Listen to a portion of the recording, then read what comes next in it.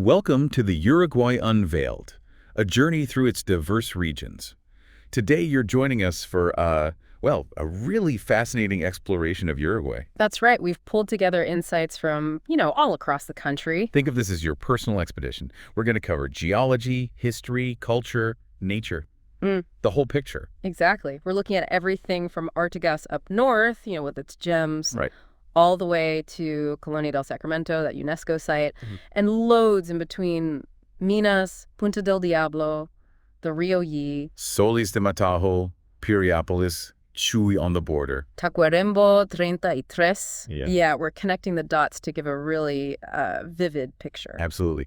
Get ready for some surprises, maybe spark some travel ideas, or just, deepen your appreciation for Uruguay. Definitely. Okay, let's dive right in. How about we start up north? Artigas. It sounds like it sparkles. It kind of does, yeah. Artigas is really significant for its high-quality agates and amethysts. Okay, so how did they get there? Is it just luck? Not exactly luck, more like incredible geology. It's tied to the Paraná flood basalt province. This massive volcanic event happened way back. How far back are we talking? Around 134 million years ago, when Gondwana was breaking up. Wow, okay. Gondwana. That's serious geological time. It really is. And that intense volcanic activity, plus specific underground conditions, temperature, CO2-rich fluids, it created the perfect environment for these geodes, these cavities where crystals grow. So volcanic activity laid the groundwork for gemstones millions of years later. Pretty much, yeah. Deep underground processes. And these aren't just, little rocks you pick up. They have real value, right? I saw something about prices. Oh, definitely. High-quality amethysts, especially the really dark violet stuff, can fetch up to, maybe even $1,000 per kilogram. $1,000 per kilo. Why so much? It's about the quality, the color saturation, and demand is a big factor, particularly from markets like China. They're used in industry, too, not just decoration. Interesting. So it's a proper industry up there. Absolutely. There are around 30 active mines, maybe 500 people employed directly. It's a big contributor to the local economy. And these gems, they export them everywhere, over 40 countries. That's amazing reach. Yeah. And it has history, too, right? I read about German immigrants. That's a key part of the story. Figures like Nicholas Schuch, Augusto Becker, back in the 19th century. They were instrumental in the early discovery and development of the mining. So it started small and grew. Exactly. It gradually industrialized, bringing in new tech, benefiting the communities. Even how they find them is more advanced now. How so? They use geological surveys, specialized techniques, almost like reading the rock to figure out where the gem-filled cavities are likely hidden within the basalt. Fascinating. Okay, from gems deep underground, let's shift southeast to Minas. Sounds like a place of contrasts. That's a good way to put it. Minas, population around 38,000. It shares some of that geological story, but it also really showcases Uruguay's modern side, especially with renewable energy. How does that contrast play out? Well, you've got the historic Cathedral of Minas. It's stunning, neoclassical, Baroque, built back in 1892. Beautiful twin spires, stained glass. Okay, very historic. And then, not far away, you have the Artigas Solar Park. Completely modern innovation. History and high-tech side by side. Is the solar park a big deal? It is. Uruguay is a leader in renewables. The park has the operational Alto Cielo plant that's about 26 megawatts. Right. And a much bigger one coming online, Hive Artigas, planned for 157 megawatts. Wow. Yeah, the existing plant alone helps Uruguay generate something like 97% of its electricity from renewables. 97%, that's incredible. It really is. It's sort of this interesting evolution from extracting wealth from the earth, like gems, to harnessing sustainable power from nature, like the sun. It sounds like a place worth exploring. Are there tours or ways to see this mix? Yes, definitely. You can find guided tours that cover the mining history, but also cultural workshops, nature walks. You can really get a feel for the different layers of Minas. And October sounds like a good time. Mild weather. Perfect time. Spring temperatures, maybe 10 to 21 Celsius. Ideal for being outdoors. Okay, so from inland Minas, let's head towards the Atlantic. Punta del Diablo. This sounds like a totally different vibe. Completely different. It's a coastal village, Rocha department. Founded around 1935, very small permanent population, maybe just over 800 people. Only 800, that sounds tiny. It is most of the year. But come summer, December to February, or Easter week, it just explodes. The population swells to around 25,000. 25,000, where do they all come from? What's the draw? It's the beaches, mainly. Great for surfing, and it's right next to the Santa Teresa National Park. Ah, a national park. How big is that? It's huge, 3,000 hectares, and it has about 60 kilometers of hiking trails. Plus, the location itself is interesting. Atlantic on one side, Negra Lagoon nearby, close to the Brazilian border, too. So lots of nature, surfing, sunbathing, hiking. Exactly. Horseback riding on the beach is popular, too. And the park has really diverse flora and fauna, even some rarer bird species like certain cormorants. With that massive influx of tourists, is sustainability a concern? Protecting that nature? It has to be. There are definite conservation efforts. Protected areas like Cerro Verde are part of that. It's that classic challenge, balancing the tourism economy with preserving the very environment people come to enjoy. Makes sense. It's a delicate balance. Maybe this is a good point to mention if people are thinking about experiencing places like Punta del Diablo or other beautiful spots in Uruguay more permanently, realestate-uruguay.com has resources and listings. Good point. Definitely worth checking out if Uruguay's charm is calling to you. Okay, back inland now. Let's talk about the Rio Yi. It's described as the second most significant river. That's right. It's a major tributary of the Rio Negro, and it's incredibly important, ecologically and agriculturally. How so? Agriculturally. Irrigation, mainly, Right. especially for things like citrus cultivation in the region. It's a vital water source. And ecologically. Well, rivers shape the land, right? Through erosion, depositing sediment. It creates habitat, supports diverse ecosystems along its banks, helps maintain the water table. It's fundamental. So it's really a lifeline. Absolutely. It's part of Uruguay's larger drainage system, helps create fertile soils, and its connection to the Rio Negro feeds into the big Embalse del Rio Negro reservoir. Its hydrological role is huge. Got it. Now, shifting gears slightly to culture and arts. Solís de Mataojo. What makes it stand out? The Solís Theater seems to be the centerpiece. It's this magnificent neoclassical building, goes all the way back to 1856. 1856. Yeah. Still operational. Oh, yes. It's known for having superb acoustics. It hosts world-class opera, ballet, theater. It had a major restoration around 1998 to 2004. Wow.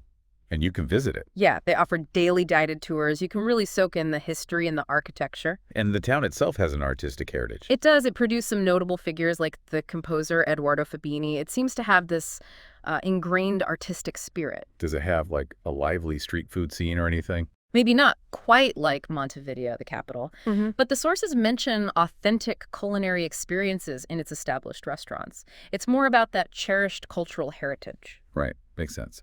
Okay, let's go even further back in time. Colonia del Sacramento. This one's famous.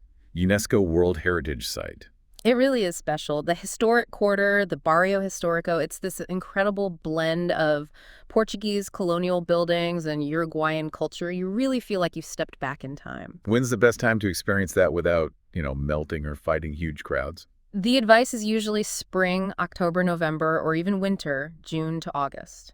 You avoid the peak summer heat and the biggest throngs of tourists. And what are the must-sees there? Cobblestone streets. Definitely wander the cobblestone streets, especially the famous Calle de los Suspiros, the Street of Sighs. Street of Sighs. Why is it called that? There are various legends, some romantic, some darker, but the atmosphere is undeniable. Also, climb the historic lighthouse for amazing panoramic views. Check out the old city gate, the Porta de Campo, and the fortifications.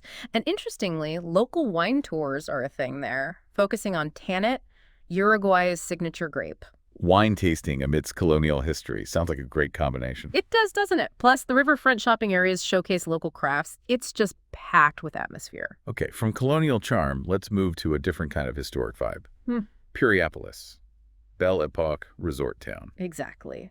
Founded in the early 1900s by a rather visionary figure, Francisco Piria. It has this distinct turn-of-the-century European elegance combined with beaches and mountain views. And it has a castle. Sort of, yeah. Piriápolis Castle, though it looks more like a grand villa, sits atop Cerro San Antonio.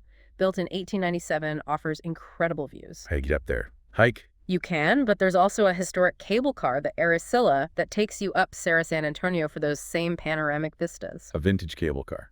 Cool. What else defines Piriápolis? The Rambla, the waterfront promenade, is classic Belle Epoque style, great for strolling. And for the more adventurous, there's hiking Pan de Azucar Mountain. Pan de Azucar? Sugarloaf? Like in Rio?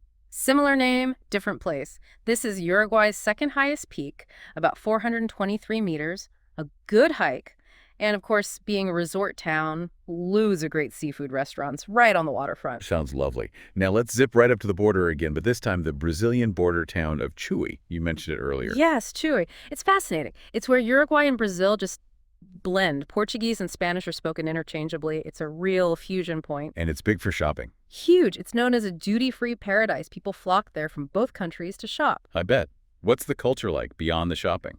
Well, the cuisine is a mix of Brazilian and Uruguayan traditions, which is really interesting. And you're not far from some quite pristine, more secluded Atlantic beaches if you want an escape. And the people have this dual identity. Very much so. Residents often switch languages mid-sentence. It's a really unique bicultural environment. The border isn't really a barrier there, more like a meeting place. Yeah, interesting.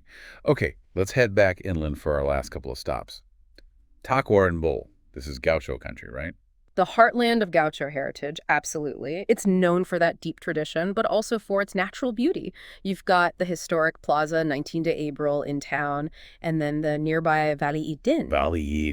Valley of Eden. Sounds promising. It lives up to the name. Beautiful panoramic mountain valley views, waterfalls like Pozo Hondo, and the historic Cerro Cementerio. Great hiking. Is there a specific time to experience the Gaucho culture?